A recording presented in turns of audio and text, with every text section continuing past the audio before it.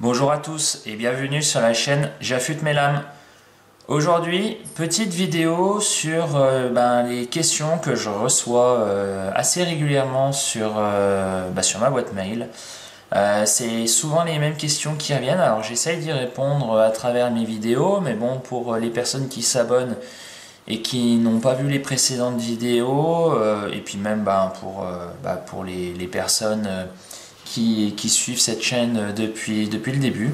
Je vais faire une session questions et je vais répondre aux questions qui me sont le plus régulièrement posées afin d'aider un peu tout le monde. Donc on va commencer par la première question que je reçois assez régulièrement. C'est à quelle fréquence affûter ses couteaux? Alors là, j'ai pas vraiment de réponse à vous apporter. Je vais vous apporter des éléments de réponse, mais après ça va vraiment dépendre de beaucoup de paramètres. Donc la première question qu'on me pose régulièrement, c'est à quelle fréquence affûter ses couteaux? Et là, j'ai pas vraiment de réponse idéale à apporter. Ça va dépendre de beaucoup de paramètres. Donc on va essayer de faire simple, mais bon, ça dépend de vos couteaux déjà. Ça dépend de la qualité de la lame, de l'utilisation que vous en faites.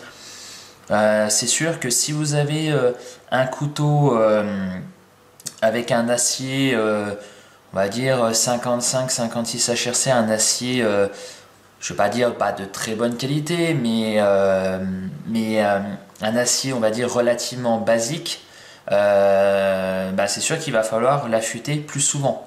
L'avantage, encore une fois, c'est toujours une question de compromis.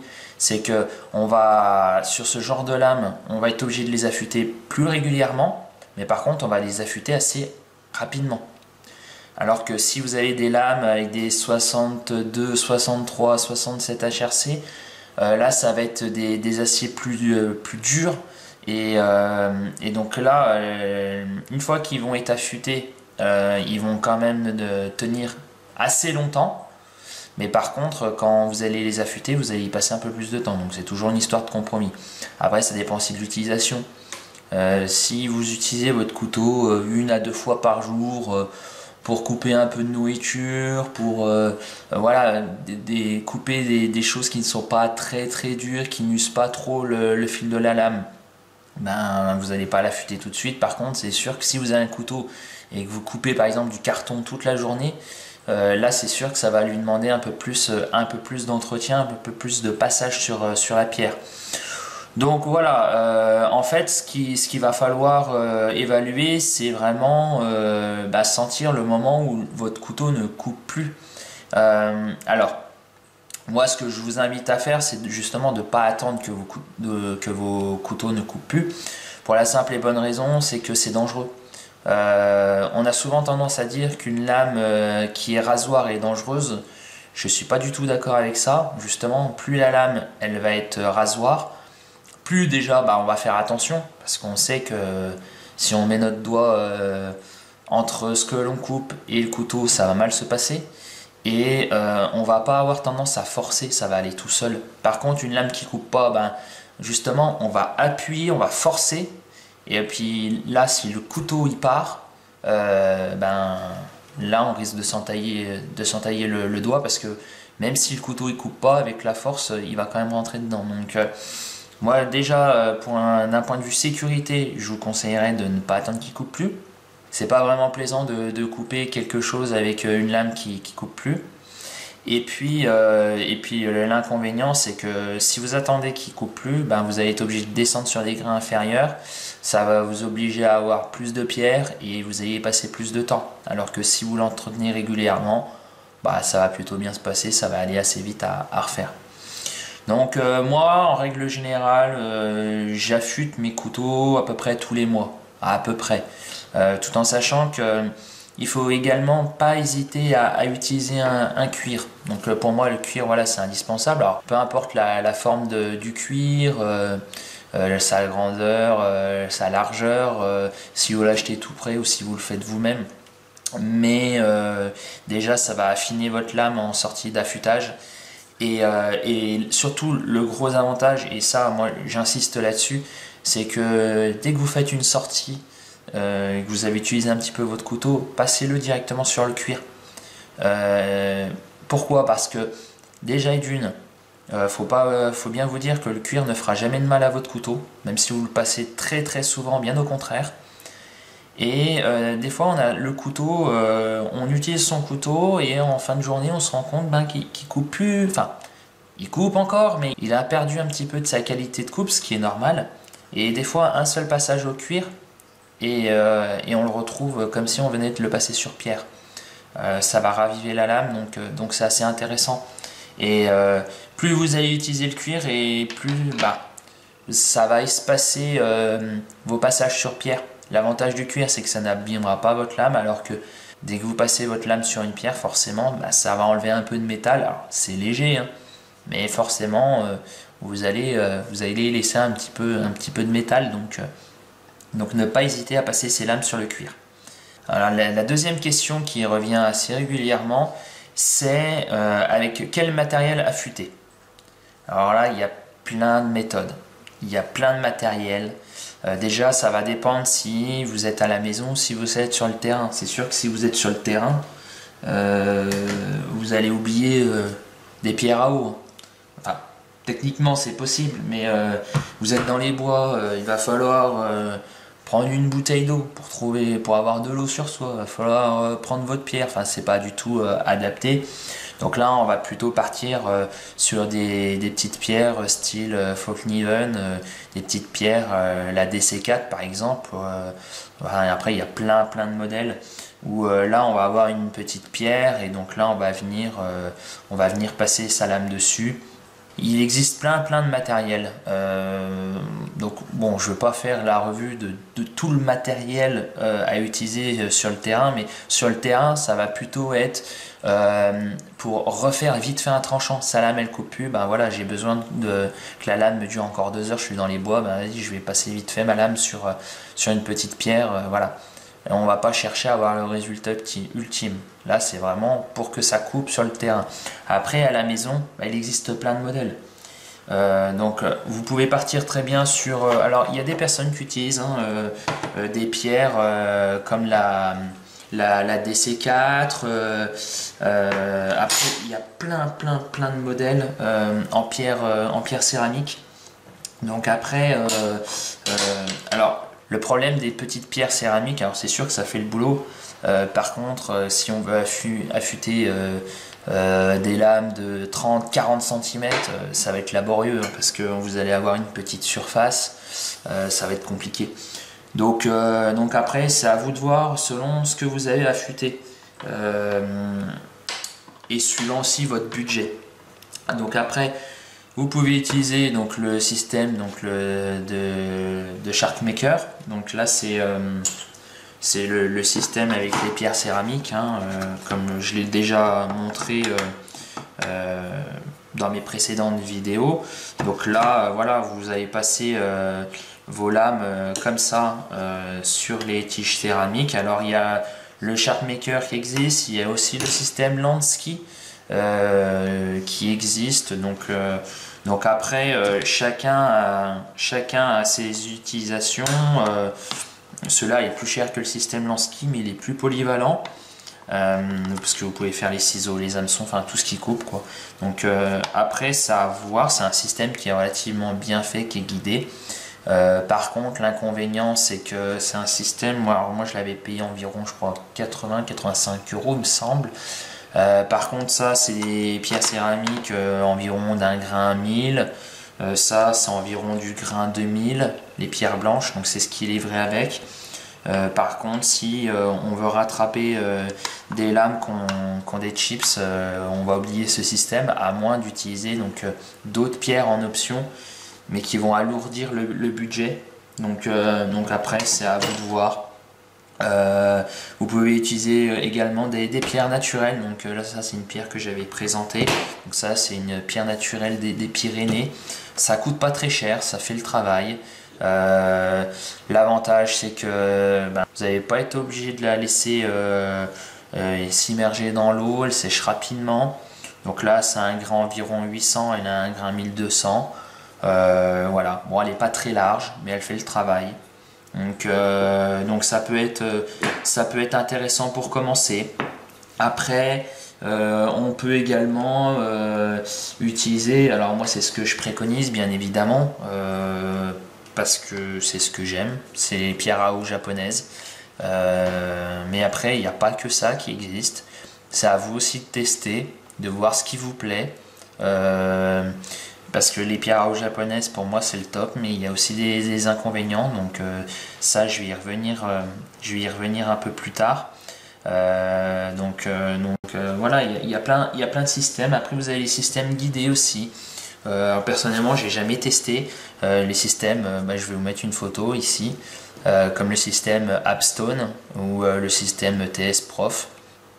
Donc là c'est des systèmes guidés où votre lame est fixée, et donc là vous allez venir avec un bras passer directement vos pierres sur la lame.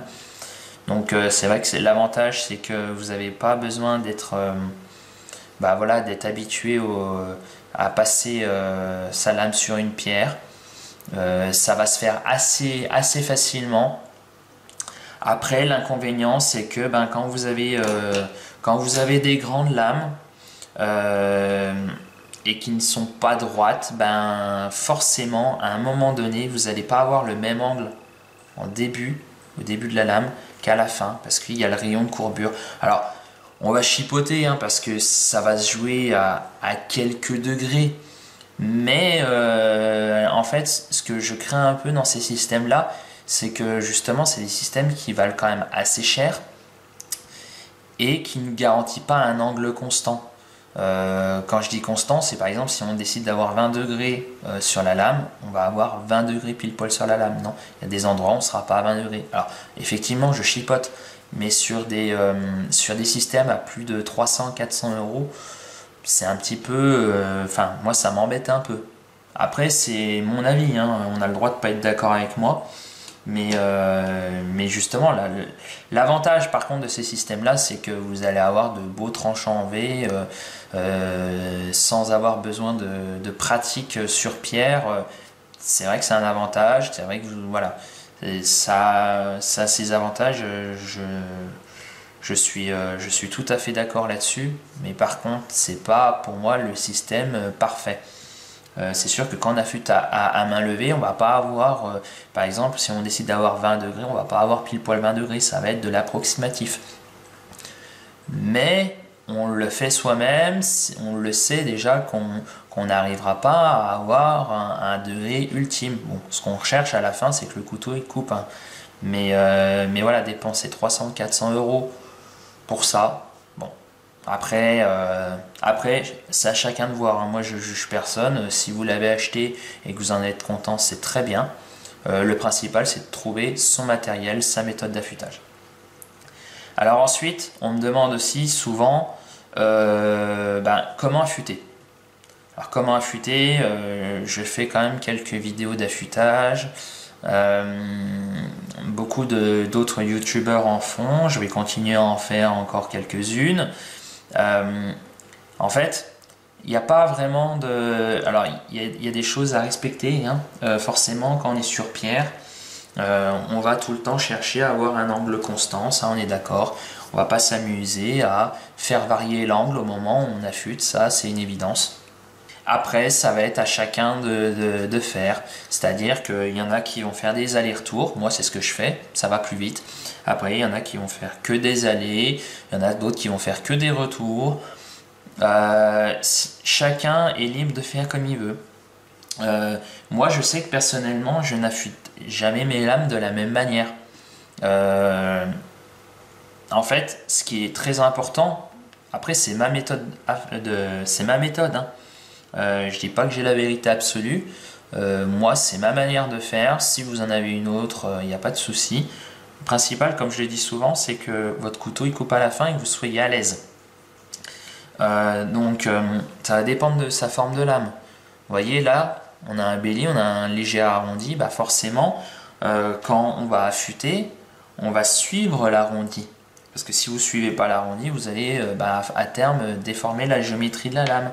Si on est sur un couteau qui est complètement plat, c'est pareil. On va moi je vais avoir tendance à passer directement comme ça sur des lames avec un belly.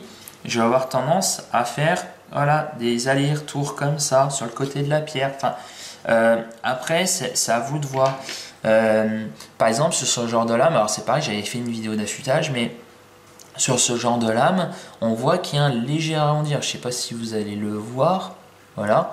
Donc là, moi, sur ces lames-là, je les affûte en deux parties, de manière à ce que on suive la forme de la lame. Donc après, c'est à vous de voir, c'est à vous de regarder l'état de votre lame. Et surtout, à chaque fois que vous affûtez, prenez le temps, c'est pas une course. Regardez ce que vous faites. Regardez déjà bien l'état de votre lame avant. Puis après, quand vous passez votre lame sur la pierre, au bout de quelques secondes, vous commencez à regarder. Et essayez de voir une différence, où vous en êtes. Et c'est comme ça que vous allez voir les choses que vous faites bien, les choses que vous faites moins bien, et que vous allez vous améliorer. C'est de l'observation, ni plus ni moins. Affûter, c'est pas compliqué. Il faut juste observer et s'entraîner. Après, alors bien sûr, faut écouter, faut quand même écouter, voilà, les gens en règle générale. On apprend aussi beaucoup des autres, mais après, voilà, faut pas non plus écouter les donneurs de leçons. Si par exemple vous voulez faire des vidéos d'affûtage, vous voulez vous y mettre, mais que voilà, votre technique elle n'est pas forcément parfaite, en fait vous n'avez rien à prouver aux autres. Vous transmettez un savoir, les gens ça leur plaise, tant mieux, ça leur plaise pas, c'est pas grave, ils vont ailleurs. Mais c'est à vous de faire vos essais, de faire vos erreurs. Et c'est pareil au départ, il faut faire attention à l'angle, il faut faire attention de ne pas trop appuyer, il faut sentir le fil. Enfin, c'est pas forcément évident, il y a beaucoup de paramètres à faire attention. Et on va avoir souvent tendance à utiliser que cette partie-là de la pierre, ce qui est tout à fait normal. Alors dans l'idéal, il faut utiliser toute sa pierre pour éviter qu'elle ne se creuse au milieu, mais vous savez, même en ayant l'habitude, il y a quelques fois, on a souvent tendance à utiliser cette partie-là. Donc dans l'idéal, c'est toute la partie de la pierre. Mais après, des fois, ça vous arrive de creuser un petit peu plus, donc c'est pas très grave. Pareil, quand vous utilisez votre pierre, moi par exemple, quand voilà, je vais affûter de cette manière-là, pensez en cours d'affûtage à tourner votre pierre comme ça, vous usez votre pierre de manière plus uniforme. Voilà. Donc après, c'est à vous de faire attention à vos gestes, mais écoutez les autres pour prendre des conseils, mais ne tenez pas compte des donneurs de leçons qui quelquefois vous font des remarques alors qu'eux-mêmes ne savent pas affûter. Donc c'est toujours important même si vous voyez quelqu'un qui pour vous ne fait pas les bons gestes, argumentez, mais toujours dans la bienveillance. Ne soyez pas agressif. Voilà. Le but c'est que chacun puisse s'entraider et progresser. Après on me demande également quelle pierre choisir et quelle marque choisir. Là c'est pareil, là ça va être à vous de faire vos tests. Si vous m'écoutez, moi je vais plutôt vous dire de partir sur des pierres à eau. D'autres ça sera des pierres céramiques. Voilà. Chaque système a ses avantages et ses inconvénients. Donc moi je vais parler plutôt des pierres à eau parce que c'est ce que je maîtrise le plus. Moi ce que je conseille quand vous débutez, c'est d'avoir des pierres combo. Les pierres combo, c'est des pierres voilà, sur un support ou non. Des fois c'est les deux pierres qui sont collées l'une à l'autre. L'avantage c'est que forcément vous allez les payer moins cher puisqu'il y a moins d'épaisseur de pierre, vous en allez avoir deux. L'avantage c'est que c'est plus économique et vous allez avoir deux grains directement. Alors l'avantage aussi c'est que vous pouvez partir sur ce genre de système dans le sens où une pierre ça dure quand même très longtemps. Vous n'allez pas manger la pierre en deux affûtages. Donc ça c'est le premier point. Donc voilà, pierre combo pour commencer, surtout sur des grains, bon là c'est par exemple là c'est du grain 1000 et du grain 3000. Le grain 1000 pour moi c'est le grain qu'on utilise le plus. Donc bon là c'est bien, mais par contre si par exemple on a un combo, par exemple pierre 400 et pierre 1000, ou 400 3000 des fois ça arrive. Bah, c'est plutôt pas mal parce que la pierre 400 ça va être pour rattraper une lame, donc normalement c'est pas le genre de pierre que vous allez utiliser à chaque fois, et donc ça a son intérêt d'avoir une pierre combo sur ces grains là. Et la pierre 3000 c'est une pierre que potentiellement vous pouvez utiliser souvent mais qui va pas s'user extrêmement vite non plus, vous n'allez pas y passer des heures et des heures, donc c'est assez intéressant. Après sur les grains, quel grain utiliser? On me pose souvent la question aussi. Moi, ce que je conseillerais, ça dépend de vos lames, ça dépend de l'état de vos lames, mais en règle générale, moi, ce que je conseille, c'est d'avoir au moins 3 grains. Un grain, on va dire 400 à 600 pour rattraper une lame qui est abîmée, une lame qui a des chips. Grain 1000, parce que c'est le grain de base pour pouvoir affûter votre lame. Et grain 3000 pour avoir un bon polissage, un début de polymiroir. Voilà. Après, bien sûr, on peut attaquer sur des grains 120, des grains 5000, 6000, 10 000, 15 000, 20 000. Après, c'est pas forcément nécessaire, à mon sens.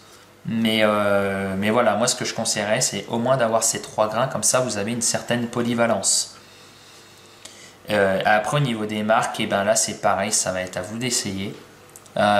Si vous avez la chance d'avoir quelqu'un dans votre entourage qui possède des pierres à eau, ou même là je parle des pierres à eau, mais peu importe le système, essayez de voir avec lui si vous pouvez affûter dessus pour voir un peu le ressenti que vous avez, et c'est là où vous allez vous rendre compte que ah oui, finalement j'aime bien ce système là, j'aime pas ce système là, j'aime bien par exemple les pierres Suero, j'aime pas les King, enfin alors là ça va être schématique, mais les King en gros c'est des bonnes pierres mais qui se creusent assez rapidement, c'est des pierres assez tendres.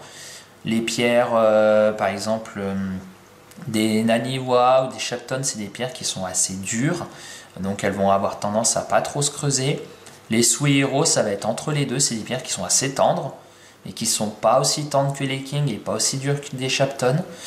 Donc moi, ma préférence va aux Suero, et après c'est une question de ressenti. Donc si vous avez la possibilité d'essayer, c'est bien. Si vous n'avez pas la possibilité, j'ai envie de dire l'idéal serait de prendre une pierre de chaque, prendre une Suero, prendre une King, prendre une Naniwa, et puis de tester. Puis si ça vous va pas, vous la revendez, tout ça, sachant que les pierres à eau se revendent quand même assez bien. Si vous les cassez pas, bien sûr, hein, parce que ça c'est pareil, c'est très fragile. Quand vous les lavez, faites attention de pas casser, de pas taper un angle sur un évier, parce que vous allez éviter de la casser. Donc voilà, après c'est à vous de voir. Au niveau du matériel, vous pouvez utiliser, alors ça c'est un support d'évier, hein, c'est un support qui est réglable.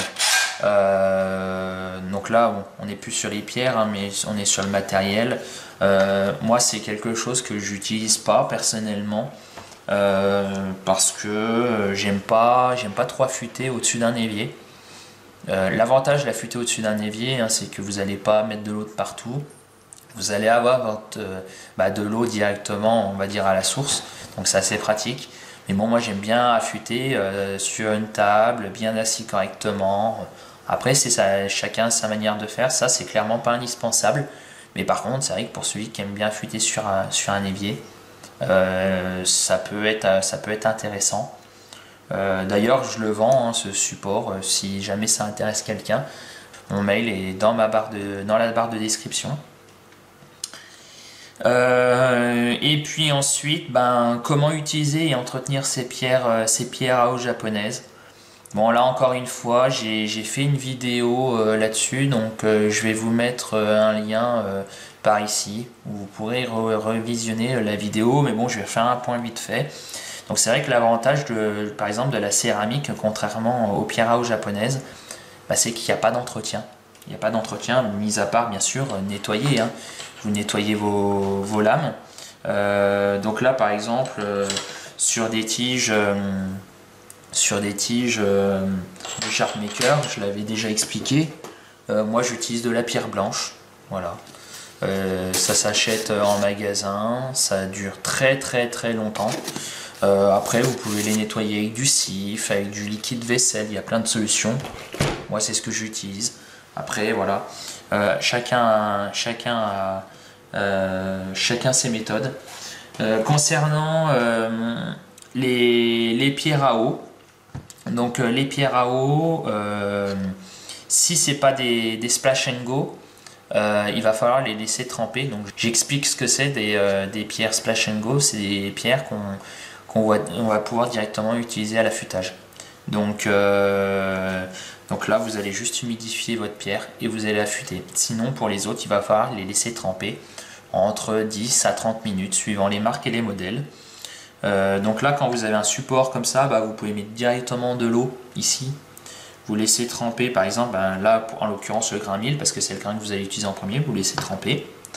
Au bout de 10 minutes pour celle-là, hop, vous allez l'utiliser et pendant que vous allez affûter, celle-là va se tremper.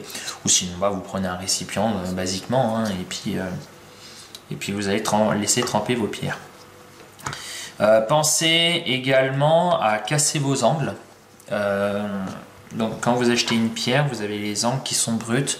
Donc cassez les angles avec une pierre. Donc prenez du papier vert de carrossier. Ça coûte pas très cher. Ou si vous avez directement une pierre, une atoma, vous venez casser directement les angles. L'avantage c'est que quand vous allez passer vos lames dessus, si vous avez un mauvais geste, ça va éviter justement d'entailler la pierre et d'abîmer votre lame. Si vous avez avec votre pierre une petite nagura, utilisez-la. La nagura elle va être là pour nettoyer la surface de votre pierre après l'affûtage, et avant l'affûtage ça va permettre de créer une petite boue qui va participer à améliorer l'affûtage. Donc pensez à bien l'utiliser, c'est pas indispensable, mais si vous l'avez c'est assez intéressant. Surtout quand vous allez commencer à affûter, vous allez avoir du dépôt, de la limaille, parce que vous allez perdre de la matière. Ne la rincez pas, elle va participer à l'affûtage, donc c'est assez important. Gardez-la bien, elle est très importante. Et après, quand vous avez fini d'affûter vos lames, vous allez donc nettoyer votre pierre. Donc vous allez la passer sous l'eau. Si vous avez une nagura, justement, vous allez enlever les traces de métal qu'il y a sur la pierre. Et après, on va la laisser sécher. Donc quand on la laisse sécher, alors ça je le répète dans plusieurs vidéos, mais on ne la laisse pas sécher au soleil. Parce que en fait c'est des pierres qui craignent les chocs thermiques. Si vous la laissez sécher au soleil parce que vous voulez aller plus vite pour la faire sécher, il y a de grandes chances qu'elle se fissure et vous allez l'abîmer. Donc il faut la laisser sécher à l'air libre dans votre maison.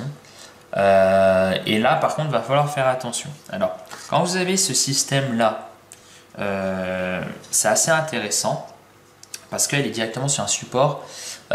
Donc vous la laissez sécher comme ça à l'air libre pendant environ, moi en général je la laisse 24 heures, et après hop, vous changez de face et vous la laissez sécher aussi 24 heures. Bien entendu vous allez rincer ici après l'affûtage et vous allez bien sécher, parce que sinon s'il reste un peu d'humidité, sur le coup c'est pas très grave, mais si vous la stockez comme ça et qu'il reste de l'humidité, vous risquez de faire il y a de la moisissure qui va apparaître sur votre pierre, donc ça va pas être top. Donc voilà, faire attention à ça. Si par contre vous avez une pierre qui est pas sur un support, une pierre qui est, admettons ces deux faces là sont collées, moi ce que je vous invite à faire, c'est de les laisser sécher sur la tranche comme ça. Alors idéalement sur un support, qu'elle soit pas à plat, vous la laissez sécher et puis après vous la faites basculer. L'idéal c'est que elle ne soit pas directement à même une surface pour pas que l'humidité reste. Et même en stockage, En stockage, évitez de laisser vos pierres directement sur un meuble, toujours qu'il y ait une surface d'écart entre l'endroit où c'est posé et votre pierre. Et évitez de stocker vos pierres également dans les endroits humides, forcément. Et bah, j'espère avoir répondu aux questions. Si jamais vous avez besoin de renseignements supplémentaires, n'hésitez pas à me laisser les questions en commentaire, j'y répondrai. Si jamais vous avez également d'autres astuces ou d'autres manières de faire que ce que j'ai présenté, n'hésitez pas à les laisser aussi en commentaire. C'est toujours intéressant, que ce soit pour moi-même ou même pour les personnes qui vont visionner cette vidéo. C'est toujours important d'apprendre des autres. Et des fois, il y a des astuces qu'on ne pense pas forcément. On est dans notre routine et des trucs qui peuvent être assez intéressants. Donc, n'hésitez pas à partager votre expérience et toujours dans la bienveillance. Hein. Et puis, si vous avez des suggestions de vidéos, pareil, n'hésitez pas à les laisser en commentaire, ça me donne des idées pour la suite. J'espère que la vidéo vous a plu. Si la vidéo vous a plu, n'hésitez pas à la liker, partager et commenter. Et on se retrouve très bientôt pour une prochaine vidéo.